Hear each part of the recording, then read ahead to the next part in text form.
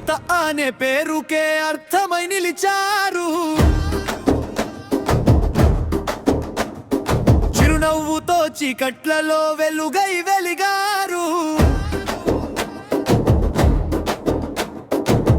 అన్నపూర్ణ రూపమై ఆకలి తీర్చారు. అండలూరిలతమ్మ అందరి మనసై నిలిచినావమ్మ. సావిత్రి పాలేశ్వరరావుల ఆశీస్సుల పంట, సంస్కారాల సుగంధాలు వెదజల్లే తోట. పేదల కళ్ళలో ఆశల దీపం వెలిగించే జ్యోతి. ప్రేమను పంచే అమ్మవై అందరికీ తోడు.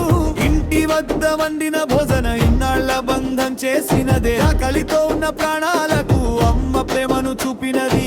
అన్నపూర్ణ డొక్క సీతమ్మకు ప్రతిరూపమై అండలూరిలత అందరి నోట డొక్క సీతమ్మ పిలుపయింది.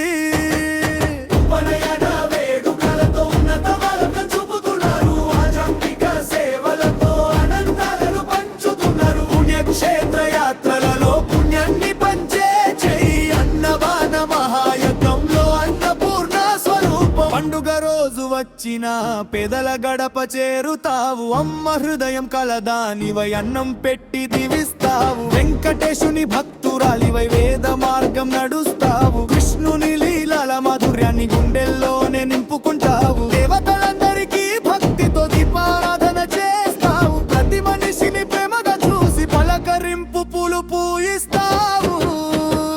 అమ్మ పిల్లల పట్ల ప్రేమలో కంటికి రెప్పవై నిలుస్తావు. కోడళ్లను కూతుళ్ళుగా భావించి కుటుంబానికి బలమవుతావు. ఓబుత్తులకు అమ్మవై తోడుగా ఎప్పుడు ఉంటావు. బంధాలకు అద్దం పట్టే భారత నారీ మణివై వెలుగుతావు. రాజకీయ రంగమందు రాణిలా అడుగులు వేస్తావు. మానవత్వమే ఆయుధమని మాటలతోనే గెలుస్తావు.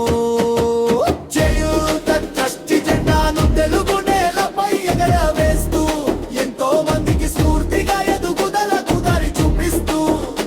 లత అంటే పేరు కాదు, లక్షల హృదయాల నమ్మకం. లత అంటే మనిషి కాదు, మంచితనానికి ప్రతిరూపం. చేయూతంటే సేవ అయితే ఆ సేవకు చిరునామా నీవు. అండలూరిలతమ్మ ఆంధ్రభూమి గర్వించే మగువ.